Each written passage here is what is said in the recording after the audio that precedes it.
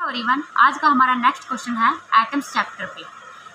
In Bohr model of hydrogen atom find the ratio of period of revolution of the electron in the orbit n equal to 2 to that in the orbit n equal to 1।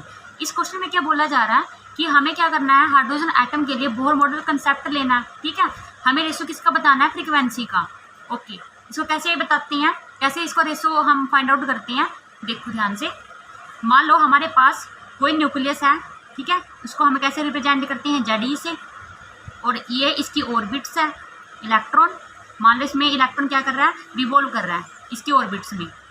ठीक है, अब देखो इसकी velocity मान लो v, ठीक है, और इसकी रेडियस क्या है यहाँ तक rn। ये भी एक वेक्टर क्वांटिटी होती है, तो इसके ऊपर एरो लगाना बहुत ज़रूरी है।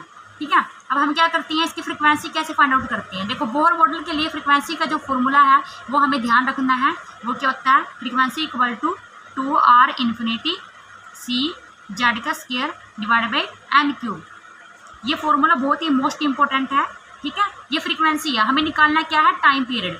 इसने रेशो किसका पूछा है, period of revolution of the electron, मतलब पीरियड मतलब यानी कि टाइम पीरियड। ये फ्रीक्वेंसी है, फ्रीक्वेंसी को उल्टा क्या होता है, टाइम पीरियड 1/t।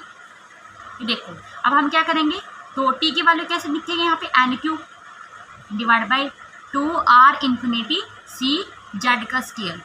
ठीक है, अब देखो यहाँ क्या होता है, r इन्फिनिटी लिखो या r लिखो, सिंपल। r क्या होता है, रेडबर्ग कांस्टेंट, रेडबर्ग कांस्टेंट।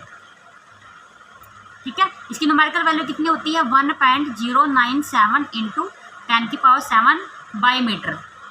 ठीक है, c क्या होता है, स्पीड ऑफ लाइट, z क्या है, एटॉमिक नंबर, n क्यूब क्या है, कितने नंबर ऑफ द हमारे क्या है, ऑर्बिट्स है, मतलब n equal to 1, n equal to 2, इस टाइप से। ठीक है, अब हमें क्या बताना है, जैसे यहाँ पे n इक्वल टू 2 है तो ये इलेक्ट्रॉन के लिए ऑर्बिट बताएगी, n इक्वल टू 2 में है। फिर उसके बाद जैसे n इक्वल टू 1 है तो ये फर्स्ट ऑर्बिट के लिए है, तो इस टाइप से n है नंबर ऑफ ऑर्बिट्स की वैल्यू। अब देखो इसके अंदर हम सबसे पहले क्या करेंगे, मतलब हमें क्या करना है, हमें टाइम पीरियड का रेशो बताना है।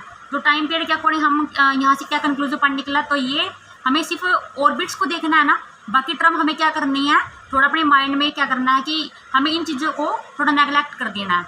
मतलब नेगलेक्ट नहीं करेंगे लेकिन थोड़ा टाइम के लिए भूल जाएंगे, क्योंकि ये सिर्फ डायरेक्टली प्रोपोर्शनल है n क्यूब के ऊपर। ठीक है, जो डाटा गिवन होता है हमें उसके अकॉर्डिंग ही चीज़ें लेनी पड़ती है। जैसे यहाँ पे ऑर्बिट्स ही है तो ऑर्बिट्स के अकॉर्डिंग ही हम n क्यूब के ऊपर ही डिपेंड करेंगे टाइम पीरियड को। ठीक है, इससे ईजिली क्या है, हमारा टाइम पीरियड का रेशो निकल जाता है। जैसे t1 के लिए हम n क्यूब है, n क्यूब का मतलब क्या है, 2। ओके, सेकंड के लिए क्या आएगी, 1। ठीक है, रेशो क्या आएगा, t1/t2 equal to 2 cube by 1 cube. ठीक है, यानी कि 8/1, यानी कि इनका रेशो कितना आया, 8:1। अब देखो ये टाइम पीरियड हो जाता है। अब सबसे पहले क्या थी, इसमें फ्रीक्वेंसी की बात थी कि फ्रीक्वेंसी हमारी क्या होती है, फ्रीक्वेंसी को तो टाइम पीरियड होता है। तो फ्रीक्वेंसी जस्ट सिंपल है कि कितने नंबर ऑफ रिवॉल्यूशन पर सेकंड के अंदर ये इलेक्ट्रॉन मूव कर रहा है ऑर्बिट के अंदर अराउंड इस न्यूक्लियस के। Bohr model of hydrogen atom यही था, सर्कुलर ऑर्बिट के अंदर घूमता था इलेक्ट्रॉन। ठीक है, this is very simple question. Thank you so much.